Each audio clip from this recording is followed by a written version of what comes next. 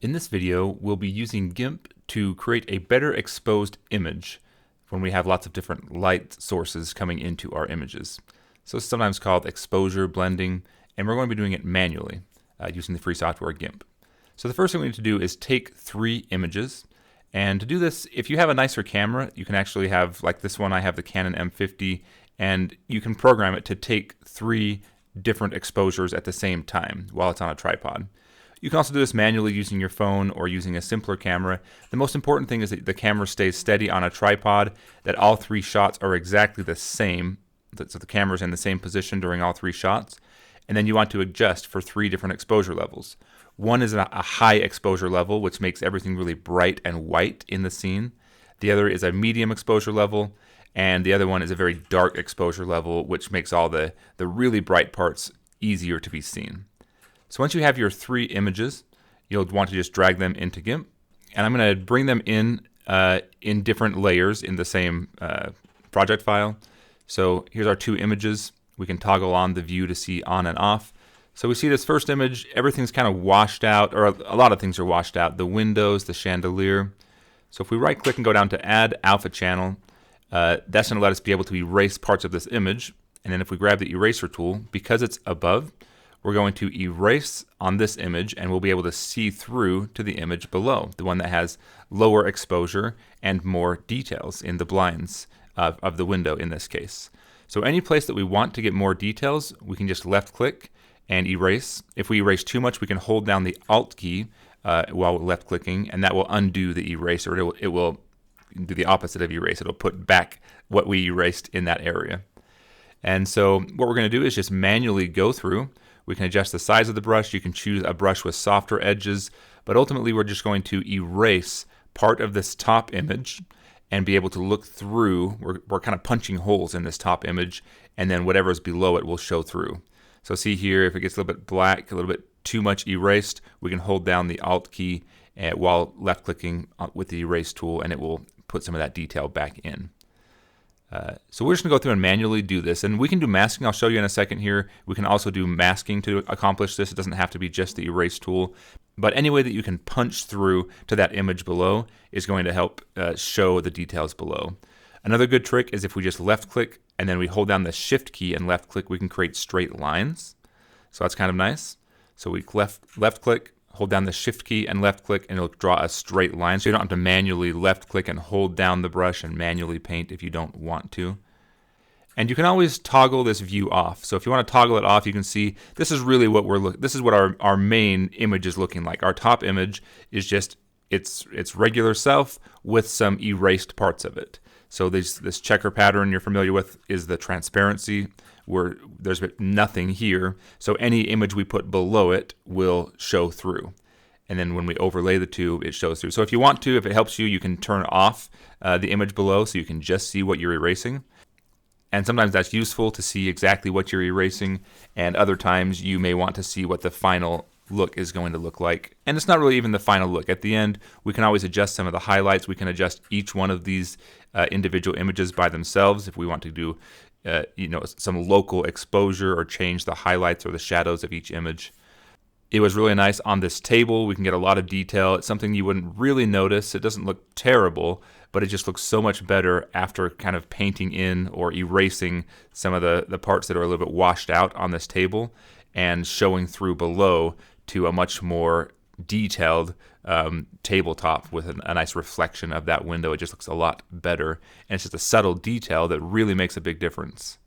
And again, down here at the bottom of the table, it's just a little bit shiny, not a major problem, but it looks so much better to have that, to be able to see that detail better without the reflection. We're so used to reflections in images that it's not a problem to have it, but it looks so much better if we can provide more realistic detail. It just makes it feel more like real life, or more, it's just providing more detail in there.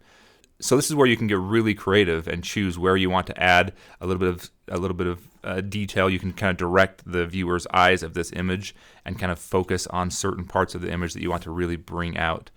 And the lights, again, are a nice area that you can provide more detail. It's something that's very common washed out. The chandelier on the ceiling, the windows, anywhere where light is coming in, And times you're going to want to use this tool of blending exposure is going to be especially when you have outside light coming in. So when you have a darker room and really bright light from outside, or the other way around, you're outside and it's really bright and you kind of want to see inside of a vehicle or inside of a building that's much darker inside. So anytime you have this big contrast between bright and dark, this can really be a good trick to help you, because cameras don't do a great job of doing this.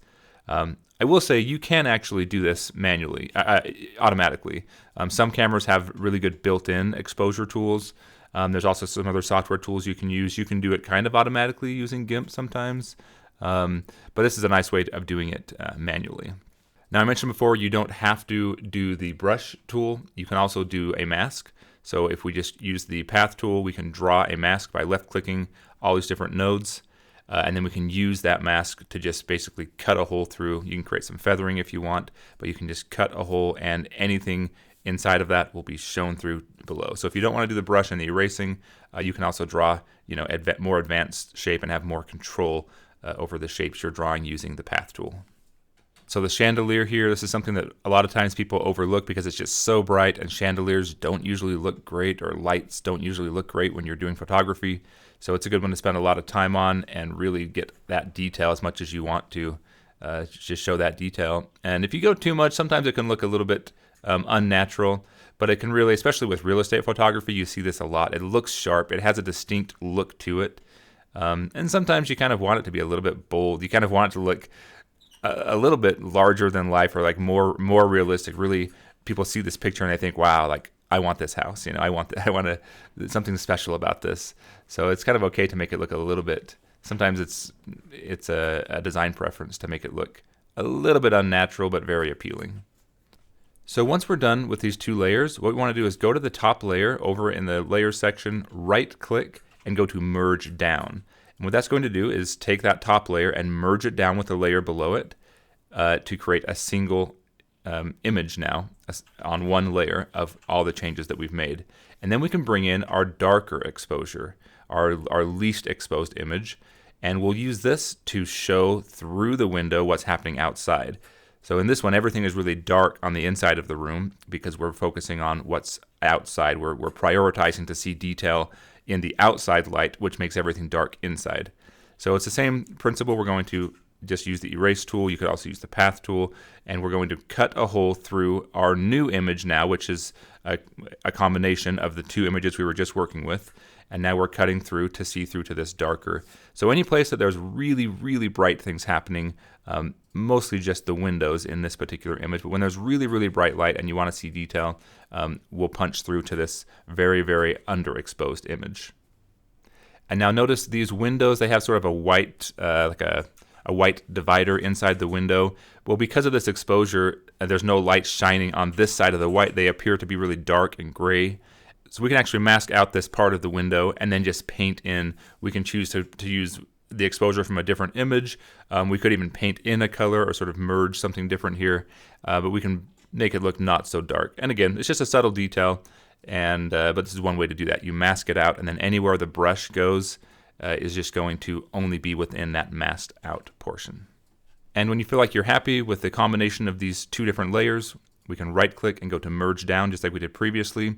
And now we have a single image that represents all three of these different layers with the combinations that we've chosen. Go to the shadows and highlights on the entire image, and we can adjust the whole image now if we want to adjust these highlights and shadows.